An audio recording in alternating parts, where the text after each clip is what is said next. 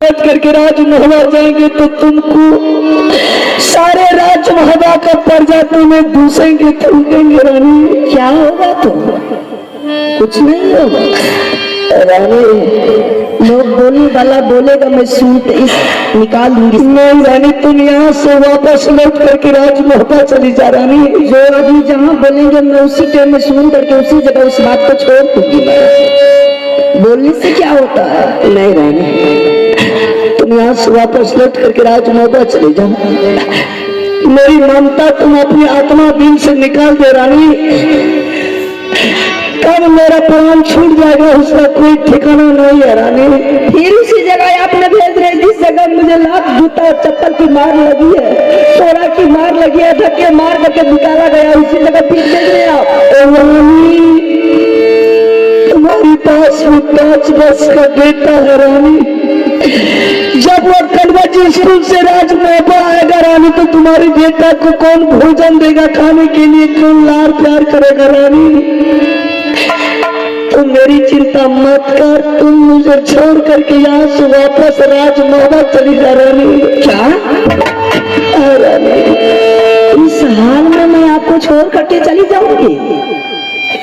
कल आप अच्छे थे, आपके बाजू में ताकत और कमर में लगी तलवार थी, यहाँ तक कि आपको देख करके दुनिया सलामी ठोकती थी। आज आपके शरीर में कुष्ठ हो गया है, सब छोड़ करके चला गया है, तो क्या रानी भी बेचारी छोड़ करके चली जाएगी? समझ गया, नहीं जा सकती हूँ मैं। तुम मेरे भाभी की डर से नहीं जा रही है ना? किसी न ग्रंथ में कुछ वेद शास्त्र में लिखा हुआ है कि पति को कष्ट हो जाने के बाद पत्नी छोड़ देती है। ऐसा कर रानी, मेरे जीते ही जिंदगी में रानी, अगर तुम राज महवा नहीं जा सकती है तो तुम अपने नेहर नरवल किला तो जा सकती है। चले जा तुम रानी अपने नरवल किला नेहर, अपने माँ पिता भाई से बोलना रानी, जो राज में अच्छा से अच्छा क्षत्रिय होगा रानी, जो वीर बहादुर होगा रानी, अगर तूने मेरे जीते ही जिंदगी में रानी दूसरे भी बिया करिया रानी,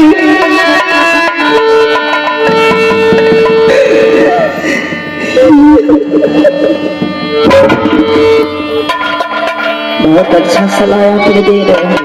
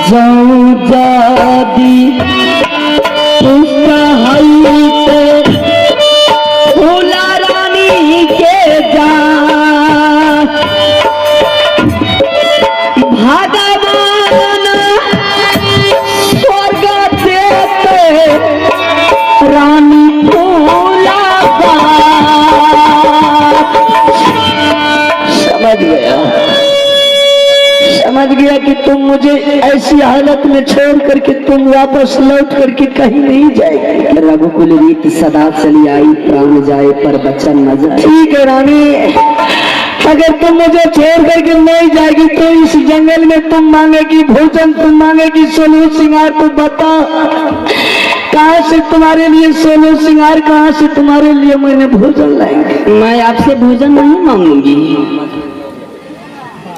कदापि मैं आपसे भोजन नहीं मांगूंगी।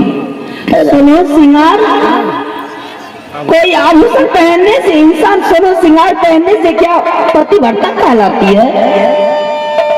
नहीं, जब तक औरत के मांग में सिंदूर है तब तक वो सोलह श्रृंगार ही पहन रखी है। रानी, मुझे पानी के लिए आत्मा व्याकुल हो रहा है रानी। पानी?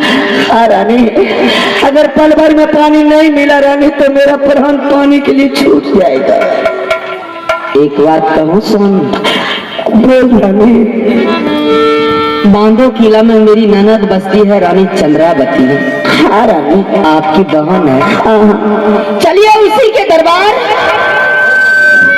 6 महीना रह जाऊंगी मैं इस हाल में, कुछ दिन तो समय कट जाएगा। अच्छा बोल करके सुनाए रानी। अगर ऐसी हालत में जाएंगे बहन के दरबार, साल भर 6 महीना बहन चंद्रावती दिमाग करके रख लिया तो सोच लेंगे मेरे लिए बहन नहीं बल्कि वह परमात्मा बन गई है। चल रानी, चलिए। अगर ऐसा नहीं होगा रानी तो तुम मेरे बहन के महल में तुम नौरी बन करके रहना, कम से कम मुझे भोजन तो मिलेगा। मैं नौकरानी बन करके रहूंगी। चल रानी। आइए श्रीमान, एक माँ की तरफ से 51 रुपए का आशीर्वाद मिले हैं। मैं समस्त बातें उस माँ के चरणों में कोटि कोटि नमन करते हुए मैं पूरी पार्टी की तरफ से बहुत बहुत धन्यवाद देती हूँ। जय जय माँ। चलो चलो चलो रानी पाल के बाहर ये बात